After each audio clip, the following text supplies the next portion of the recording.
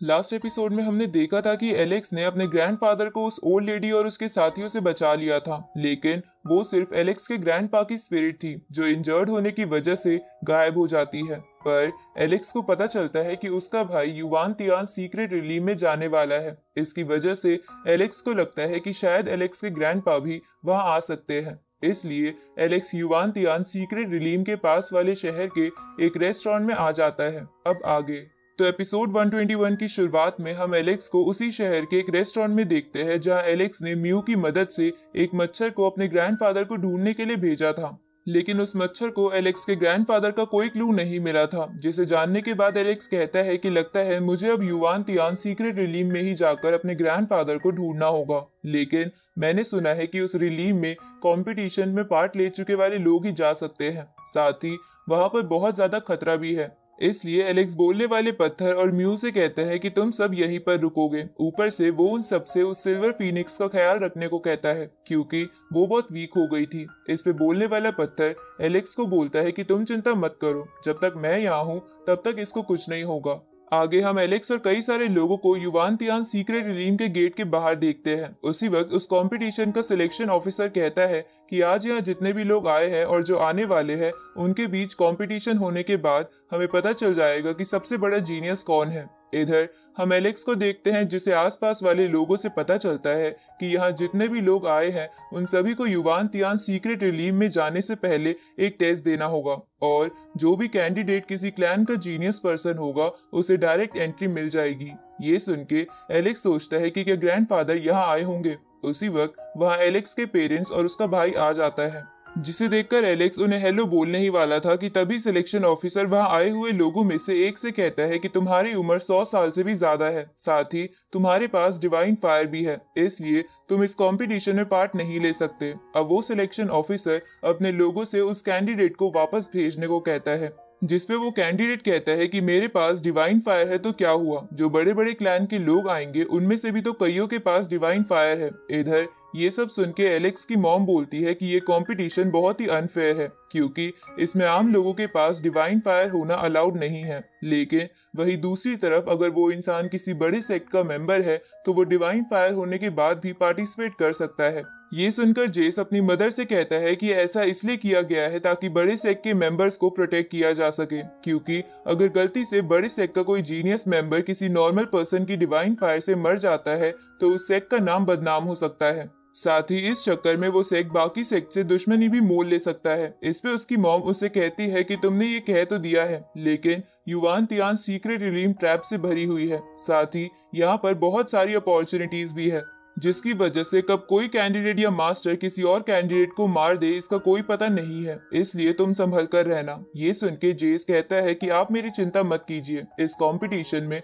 कुछ ही सेक्ट्स को divine fire के कैंडिडेट भेजना अलाउड है, इसलिए मैं अपना पूरा ख्याल रखूंगा और इस कंपटीशन को भी जीतूंगा। इस तरफ सिलेक्शन ऑफिसर के साथी उस ओल्ड मैन को वहां से वापस भेज देते हैं, जिसे देखकर एलेक्स मन में सोचता है कि मैं क्यों भूल गया था कि मैं अपर वर्ल्ड में अपनी आइडेंटिटी हाइड करके आया हूँ, इसलिए मैं किसी भी हालत में फिलहाल के लिए किसी को ये पता लगने नहीं दे सकता कि मैं एलेक्स हूँ। अब वो सिलेक्शन ऑफिसर वहां आए नॉर्मल कैंडिडेट्स को अलग अलग ग्रुप्स में एंट्रेंस टेस्ट के लिए भेजने लगता है। उसी वक्त एलेक्स अपने मन में सोचता है कि जेस ब्रदर, तुम युवान तियान सीक्रेट रिलीम में जाना तो चाहते हो, पर तुम अभी फॉर्मेशन गैदरिंग लेवल पर हो, तो तुम बाकी लोगों से कैसे लड़ोगे। उसी वक्त एलेक्स को वहां पर कोई जाना पहचाना ऑरा महसूस होता है, तो एलेक्स इधर उधर देखने लगता है और उसकी नजर एक लड़के पर जाती है जिसका ऑरा एलेक्स के दादाजी की तरह था, इसलिए एलेक्स समझ जाता है कि वही एलेक्स के ग्रैंडपा है। अब वो बंदा एक ग्रुप में एंट्रेंस टेस्ट के लिए चला जाता है, जिसके बाद दूसरे ग्रुप की बारी आती है, जहां एलेक्स जैसे ही एंट्रेंस टेस्ट के पोर्टल में जाता है तो वो देखता है कि वहां और सभी कैंडिडेट्स के ऊपर फायर बॉल्स की बारिश हो रही है। साथ ही एलेक्स को अब ग्रैंडपा का ऑरा भी महसूस नहीं हो रहा था, जिसका मतलब था कि एलेक्स के ग्रैंडपा या तो मर चुके हैं या तो इस टेस्ट को क्लियर कर चुके हैं। तो ये जानकर एलेक्स जल्दी से उस टेस्ट को क्लियर करने लगता है। इस तरफ हम एलेक्स के ग्रैंडपा और बाकी कुछ लोगों को देखते हैं जिन्होंने टेस्ट पास कर लिया था, तो सिलेक्शन ऑफिसर उन्हें कहीं और भेज देता है, जिसके बाद एलेक्स और कुछ और लोग वहां आते हैं, तो सिलेक्शन ऑफिसर उन्हें भी युवान तियान सीक्रेट रिलीम की एंट्रेंस पर भेज देता है। इस तरफ एलेक्स सभी पास हुए कैंडिडेट्स में अपने ग्रैंडफादर को ढूंढने लगता है, जहां ऐसा करते हुए वो सोचता है कि ग्रैंडपा इतने यंग कैसे हो गए। उसी वक्त वहां पर सिलेक्शन ऑफिसर आके अलग अलग प्लैनेट्स की एनर्जी की मदद से युवान तियान सीक्रेट रिलीम का गेट ओपन करता है, जिसे देखकर एलेक्स सोचता है कि अगर ग्रैंडपा ने टेस्ट पास कर लिया है तो वो जरूर इस रिलीम में भी जरूर जाएंगे, ताकि वो अपने बेटे और पोते से मिल सके। उसी वक्त वहां पर बड़े बड़े सेक के कैंडिडेट्स भी आ जाते हैं, जिनमें जेसिका की फर्स्ट बॉडी, फॉक्स गर्ल और जेस के साथ साथ कुछ और लोग भी थे। तो उन्हें देखकर सिलेक्शन ऑफिसर उन्हें ग्रीट करके एक मिस्टीरियस बोन देता है, जिसको लेकर वो सब सीक्रेट रिलीम के अंदर चले जाते हैं। इस तरफ एलेक्स सोच रहा था कि वो मिस्टीरियस बोन असल में क्या चीज थी। इसके बाद वो सिलेक्शन ऑफिसर नॉर्मल लोगों को भी एक एक कर सीक्रेट रिलीम में भेजने लगता है। उसी वक्त एलेक्स की नजर अपने ग्रैंडफादर पर जाती है, जो सीक्रेट रिलीम में जा चुके थे, जिन्हें देखकर एलेक्स भी जल्दी से अंदर जाने लगता है। लेकिन उसी वक्त वहां पर डीमन सेक का लीडर सिलेक्शन ऑफिसर से अनाउंसमेंट करते हुए कहता है कि अब अगले जितने भी लोग जाएंगे उनमें से कुछ तो तुम सीक्रेट रिलीम के अंदर बनी फॉर्मेशन में भेज दो। ये सुन के एलेक्स को गुस्सा आता है, क्योंकि अब उसे अपने ग्रैंडपा से दूर किसी और प्लेस पर जाना होगा। अब एलेक्स सीक्रेट रिलीम में आ जाता है, जहां उसकी एंट्री जंगलों में होती है, जिसे देखकर एलेक्स सोचता है कि पता नहीं वो यंग लड़का जिसके अंदर से मेरे दादाजी का ऑरा महसूस हो रहा था वो कहां पर होगा। अब एलेक्स उस प्लेस को एक्सप्लोर करने लग जाता है, जहां थोड़ी देर बाद एलेक्स के साथ आए हुए लोगों को लीफ डॉग ट्रेजर रटन मिल जाता है, जिसे देखकर वो लोग खुश होने लगते हैं, क्योंकि वो बहुत खास ट्रेजर था। उसी वक्त उनमें से एक बंदे को एक एरो आके लग जाता है, जिसकी वजह से वो मर जाता है। अब हम उस तीर मारने वाले बंदे को देखते हैं, जिसका नाम लिंग कॉन्ग था, जो डीमन सेक का डिवाइन फ्लेम लेवल का मास्टर था। साथ ही लिंग कॉन्ग के साथ उसका स्टूडेंट भी था, जिसका नाम ची फैंग था। अब ची फैंग उस ट्रेजर को रख लेता है, जिसे देखकर उनमें से एक बंदा ची फैंग से कहता है कि अगर तुम्हें यही चाहिए था तो तुम बोल सकते थे, इस बंदे को मारने की क्या जरूरत थी। इस पे ची फैंग बोलता है कि 100 माइल्स के रेडियस में डीमन सेक ने एक फॉर्मेशन बना रखी है, जिसके बाहर ना कोई जा सकता है और ना ही इसके अंदर कोई आ सकता है। इसी वजह से इस 100 माइल के रेडियस में जितने भी ट्रेजर हैं वो डीमन सेक के होंगे, और जो भी उन्हें अपना बनाने की सोचेगा वो मारा जाएगा। अब लिंग कॉन्ग वहां से जाने लगता है, जिसे देखकर ची फैंग उन सभी लोगों से कहता है कि मेरे मास्टर चाहते हैं कि तुम लोग हमारे साथ चलो। ये सुन के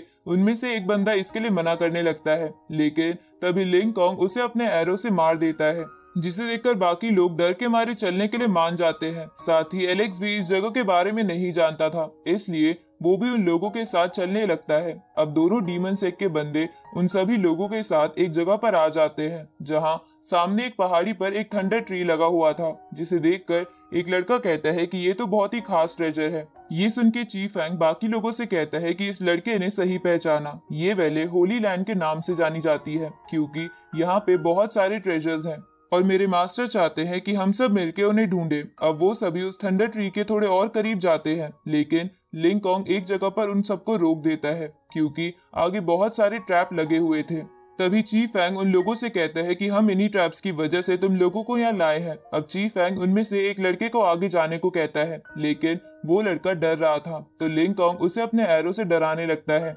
जिसे देखकर वो लड़का डरते हुए आगे जाता है। लेकिन थोड़ा ही आगे जाने पर उसका पैर एक ट्रैप पर पड़ जाता है, जिसकी वजह से उसकी मौत हो जाती है। तो ये देखकर लिंग कॉन्ग अगले पर्सन को आगे जाने को बोलता है, लेकिन वो लड़का मरना नहीं चाहता था, इसलिए वो वहां से भागने की कोशिश करता है, पर अचानक से वो भी थंडर की वजह से मारा जाता है। जिसे देखकर ची फैंग सबसे कहता है कि मैं तुम सबको एक बात बताना भूल गया कि यहाँ पर एक इनविजिबल थंडर ट्रैप भी है, जिसे टच करते ही तुम्हारी मौत हो जाएगी। अब लिंग कॉन्ग एलेक्स की तरफ एरो करते हुए उसे आगे जाने को कहता है, जिसे देखकर एलेक्स सोचता है कि ये बुरे लोग हैं, इसलिए आगे चल के मेरी लड़ाई इनसे जरूर होगी, इसलिए क्यों ना इन्हें अभी खत्म कर दिया जाए। अब एलेक्स गुस्से में पंच बनाने लगता है, पर उसी वक्त वहां पर एक डीमन सेक का बंदा आके लिंग कॉन्ग से कहता है कि एल्डर ने मुझे यहाँ भेजा है, क्योंकि आगे का रास्ता बहुत ही मुश्किल है, इसलिए मैं एक स्पेशल लैडर लेकर आया हूँ। अब वो डीमन सेक का बंदा ट्रैप्स के ऊपर से उस सामने वाली पहाड़ी तक एक लैडर बना देता है, ताकि